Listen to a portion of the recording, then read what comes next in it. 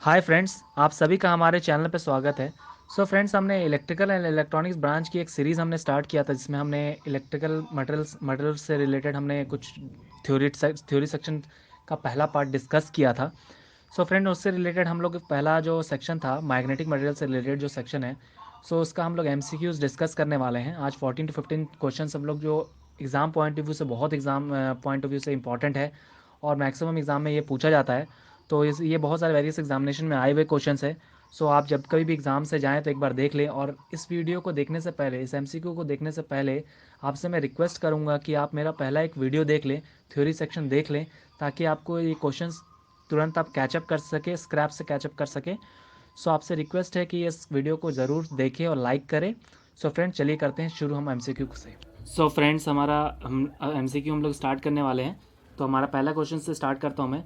The relative permeability of A paramagnetic substance. जैसा हमने बताया कि परमेबिलिटी को मैंने डिनोट किया था म्यू आर से, यानी यहाँ पे मैंने डिनोट किया था यू से डिनोट किया था। तो permeability is equal to x+1 का फार्मूला हमने लिया था यहाँ पे, ठीक है। तो हमने यहाँ पे बात हो रहा है पैरामैग्नेटिक सब्सटेंस की बात हो रहा है। तो इसमें क्या होता है, पैरामैग्नेटिक सब्सटेंस की जैसे हम लोग बात कर रहे हैं, तो हम लोग ने डिस्कस किया था कि उसमें जो म्यू आर की वैल्यू होती है ग्रेटर दैन 1 होती है। मीन्स इसका आंसर ये होगा। ओके, पहला क्वेश्चन का आंसर हमारा स्लाइटली मोर देन यूनिटी होगा। क्यों होगा? बिकॉज यहाँ पे जो x की वैल्यू है वो हमारी 10⁻³ होती है, 10⁻³ होती है। ओके, तो हमारा एक म्यू आर ग्रेटर देन 1 हो जाएगा। Okay fine. और इसका आंसर हमारा जैसे पैरामैग्नेटिक सब्सटेंस का तो म्यू आर ग्रेटर देन 1 हम लोग हो जाता है, ठीक है। अगर हमारा यही डाया पूछा रहता तो हमारा क्या हो जाता, हमारा म्यू आर लेस देन 1 हो जाता। क्यों हो जाता?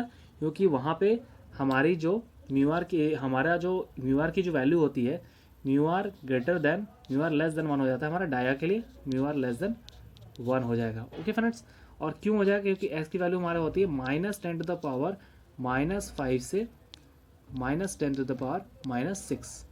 फ्रेंड्स, जो जिन लोगों भी ने हमारा वीडियो नहीं देखा होगा फर्स्ट पार्ट का, तो प्लीज़ वो पहला पार्ट हमारा देख ले, तभी आपसे ये पूरा एमसीक्यूज आपको इजीली आपसे सॉल्व होते जाएगा। तो फ्रेंड्स, हम लोग आगे बढ़ते हैं, नेक्स्ट क्वेश्चन की बात करने वाले हैं। Ferrites. Ferrites are ferromagnetic material, paramagnetic material, anti ferromagnetic material and diamagnetic. Ferrites जो है हमारा, हम लोग फेराइट जो होता है वो फेरोमैग्नेटिक मटेरियल होता है। फ्रेंड्स, जैसा कि अभी आपने देखा कि फेराइट्स का आंसर हमारा फेरोमैग्नेटिक हो गया। तो अब चलिए हम बाकी ऑप्शंस को भी थोड़ा डिस्कस कर लेते हैं। डायमैग्नेटिक सब्सटेंस के बारे में अगर हमसे एग्जाम में पूछता है तो हम लोग कैसे, हमने एक ट्रिक बताया था। ट्रिक छोटा सा था कि हम लोग जो भी इलेक्ट्रॉनिक डिवाइसेस में मटेरियल यूज़ होता है वही हम लोग डाया में मैक्सिमम यूज़ करते हैं। जैसे हो गया सिलिकन हो गया silicon germanium diamond copper silicon germanium diamond copper NaCl zinc mercury water. Easily हम लोग इसको डिस्कस कर सकते हैं। फ्रेंड्स, हमारा जो पार्ट है, नेक्स्ट हमारा जो ऑप्शन। फ्रेंड्स, फेरोमैग्नेटिक मटेरियल का भी एग्जांपल्स हम लोग देख लेते हैं। फेरोमैग्नेटिक मटेरियल का हम लोग सिंपली मैंने एक ट्रिक बताया था, ICN से डिनोट करते हैं। इसका मतलब होता है आयरन, कॉपर एंड कोबाल्ट। जो इसके थ्रू हम लोग फेरोमैग्नेटिक्स का भी एग्जांपल्स हमने डिस्कस कर लिया। नेक्स्ट हम लोग फेरी मैग्नेटिक मटेरियल के बारे में बात करेंगे। इसमें होता है, इसमें हमने एक ट्रिक छोटा सा बताया था, मन मग नी जा।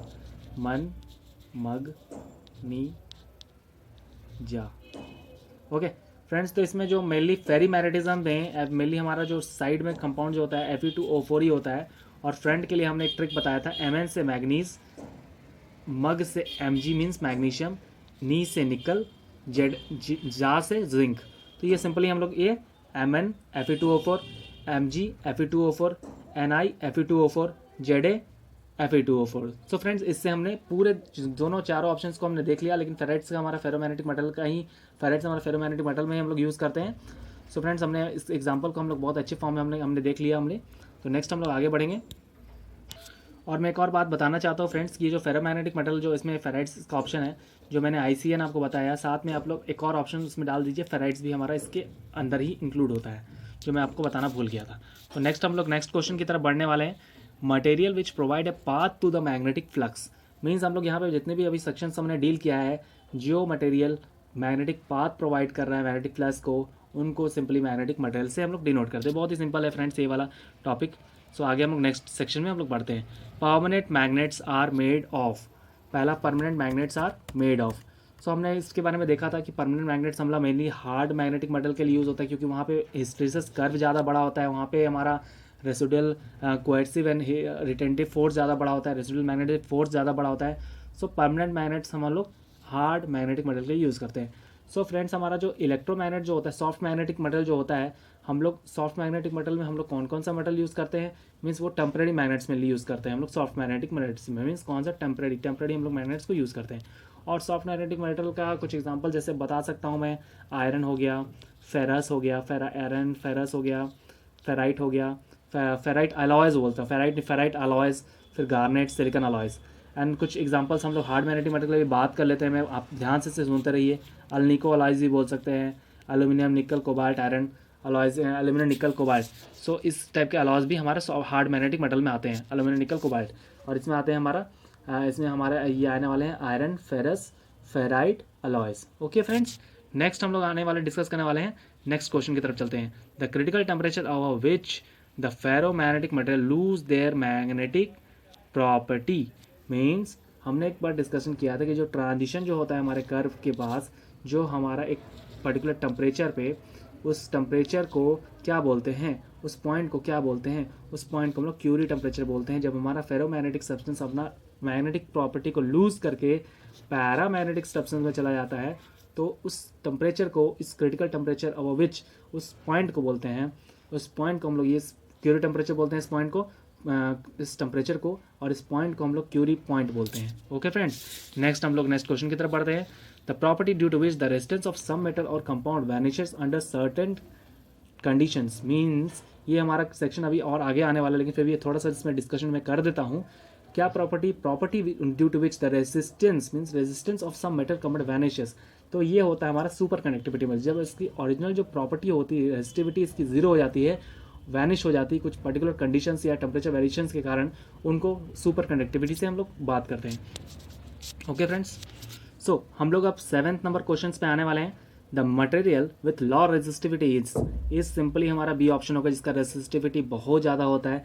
ये सब जितने भी हमारे टॉपिक में ये सब है, कॉन्स्टेंटिन, मैग्नानिन, नाइक्रोम, ये सब हाई रेजिस्टिविटी मटेरियल होता है, जहाँ पे हीटिंग हम लोग ज़्यादा चाहिए वहाँ हम लोग यूज़ करते हैं, वहाँ पे हीट ज़्यादा चाहिए वो यूज़ करते हैं। जैसे टंगस्टन हो गया, कार्बन हो गया, नाइक्रोम हो गया, और हमारा जैसे क्रोमल हो गया, जैसे सब्सटेंस है, ये सब हम लोग हाई रेजिस्टिविटी यूज़ करते हैं, और सिल्वर हमारा लॉ रेजिस्टिविटी में आता है फ्रेंड्स। सो नेक्स्ट हम लोग मूव करने वाले हैं materials which can store electrical energy. ये टॉपिक हमारा नेक्स्ट में आने वाला है, लेकिन फिर भी हम लोग इसमें बात करें तो बहुत ईजी सेक्शन है ये हमारा। जो हम लोग मैग्नेटिक फ्लक्स के लिए तो हम लोग मैग्नेटिक मटेरियल यूज़ करते हैं, लेकिन एनर्जी, इलेक्ट्रिकल एनर्जी स्टोर करने के लिए जहाँ पे इलेक्ट्रिक फील्ड का जहाँ पे इंपॉर्टेंस आता है, उसको हम लोग डाइलेक्ट्रिक मटेरियल को बोलते हैं। जहाँ पे एनर्जी स्टोरेज करने की, जहाँ पे हमारी नीड होती है इलेक्ट्रिकल एनर्जी स्टोर करने की, जैसे कैपेसिटेंस में, तो वहाँ पे हम लोग डाइलेक्ट्रिक मटेरियल का यूज़ करते हैं। नेक्स्ट फ्रेंड्स हम लोग आते हैं, फिर हमारे से यही सेम सेक्शन है, which of the following material is use for making permanent magnet. Permanent magnet के अभी हमने डिस्कस किया था कि अल्निको यूज़ करते हैं, और साथ में फ्रेंड्स अल्निको के साथ साथ एक और भी कुछ और भी 2-3 मेटल्स हमें याद रखना चाहिए, जैसे प्लैटिनम, कोबाल्ट हो गया, कार्बन, स्टील। जैसे कि हम लोग जानते हैं कार्बन एंड स्टील हमेशा ये मैग्नेटिज्म के लिए बहुत ज़्यादा इंपॉर्टेंट प्ले रोल करते हैं, तो हमेशा कार्बन और स्टील को रिमेंबर हमेशा याद रहता है। बस हम लोग भूलते ही बस एक ही सेक्शन है, platinum and cobalt. So friends, platinum and cobalt को आपको रिमेंबर करना है, PbCO से रिमेंबर कर सकते हैं। अल्निको से CO, alnico, carbon, steel and platinum, cobalt. So all the options are correct in this case. Okay, next हम लोग, मैंने भी थोड़ा ऑप्शंस भी दे दिया है साइड में, क्या क्या आपको दिक्कत ना हो, आपको कोई प्रॉब्लम ना हो। नेक्स्ट आते हैं, hard magnetic material is characterized by. So friends, अभी हमने डिस्कस किया कि हार्ड मैग्नेटिक मटेरियल जो होता है वो परमानेंट मैग्नेटिज्म के लिए इंपॉर्टेंस, परमानेंट मैग्नेटिज्म का मेन रोल फॉलो करता है, मेन रोल इसमें प्ले करता है। तो इसके लिए क्या होता है, हम लोग बात किए थे कि इसमें कोएर्सिव फोर्स और रेसिडुअल मैग्नेटिज्म बहुत ज़्यादा होता है। तो फ्रेंड्स, हमारा डी ऑप्शन हमारा दिया हुआ है, high coercive force and high residual magnetic induction. Friends, हम लोग एक बार हिस्टेरेसिस कर्व को भी देख लेते हैं। ये BH कर्व है हमारा, इस टाइप से, इस सेक्शन को हम लोग कोएर्सिव फोर्स से रिप्रेजेंट करते हैं, और इस सेक्शन को हम लोग रिटेंटिव फोर्स से, रेसिडुअल मैग्नेटिज्म या रिटेंटिव फोर्स से रिप्रेजेंट करते हैं। ओके फ्रेंड्स, नेक्स्ट हम लोग क्वेश्चन में आएंगे, a ferromagnetic material is one in which the neighbouring atomic magnetic moments are. Means ferromagnetic material में हमारा क्या होता है, इसमें all the poles are aligned in the same direction, means parallel direction. Dipoles का जो डायरेक्शन होता है सेम डायरेक्शन में होता है, means they are predominantly parallel. जैसा हमने अभी डिस्कशन किया था स्टार्टिंग में ही, हमने मैग्नेटिक मटेरियल डिस्कस किया कि डायामैग्नेटिक्स में कोई डायपोल्स नहीं, डाया में नो डायपोल्स होते हैं, को नो डायपोल्स होंगे, ठीक है। नेक्स्ट हमारा आएगा उसमें पैरामैग्नेटिज्म में क्या था, जो डायपोल्स होते हैं पैरा में हमारा क्या था, डायपोल्स वेरियस डायरेक्शंस में इधर उधर में डायरेक्शन अपने वेरियस डायरेक्शंस में जाते रहता था, dipoles extend in various directions. और फेरोमैग्नेटिज्म में क्या था कि all the dipoles are aligned in the same direction, जो कि अभी हमने डिस्कस किया। फिर हमने बात किया था एंटी फेरोमैग्नेटिज्म में, जहाँ पे डायपोल्स हमारा एग्जिस्ट कर रहा है but it is in the opposite direction, means total magnetism जो होता था हमारा जीरो हो जाता था स्पेसिमन में। फेरोमैग्नेटिक मटेरियल में क्या था कि हमारा जो एंटी पैरेलल मैग्नेटिक मोमेंट होता था, लेकिन जो एंटी पैरेलल होता था फेरी मैग्नेटिज्म की बात कर रहा हूँ, जो एंटी पैरेलल होता था एक ज़्यादा होता था एक कम होता था। सो इनडायरेक्टली देखा जाए तो हमारा टोटल जो होता था, नेट जो होता था, वो इंक्रीज होता था हमारा मैग्नेटाइजेशन, ठीक है फ्रेंड्स। तो फ्रेंड्स हमने 12th क्वेश्चन को बहुत अच्छे से डीपली थोड़ा देख लिया था। नेक्स्ट आगे हम लोग बढ़ते हैं। Ferromagnetic material is one in which, तो फ्रेंड्स इसमें हमारे जो ऑप्शन है कि इसमें ferromagnetic material is one in which neighbouring atomic magnetic moments are predominantly parallel in small sections, small regions of material, predominantly parallel and unequal in all small regions of the material, predominantly equal and parallel throughout the material, predominantly unequal and parallel throughout the material। so option C हमारा होगा इसमें भी, easily हम लोग इसमें से check कर सकते हैं, predominantly equal and parallel throughout the section, throughout the material। Next में हम लोग आने वाले हैं फ्रेंड्स, हमारा आएगा for high speed of and storing information in a computer the use is made of. तो हमारा जो डाटा स्टोरिंग के लिए जो हम लोग यूज़ करते हैं, जो मटेरियल हमारा यूज़ होता है यहाँ पे, वो हमारा फेराइट्स होता है। नेक्स्ट हम लोग आगे आएंगे, नेक्स्ट हमारा पॉइंट ये रहेगा 15 लास्ट क्वेश्चन हमारा ये रहेगा। तो फ्रेंड्स ये हमारा वीडियो आपको कैसा लगा आप ज़रूर कमेंट करें।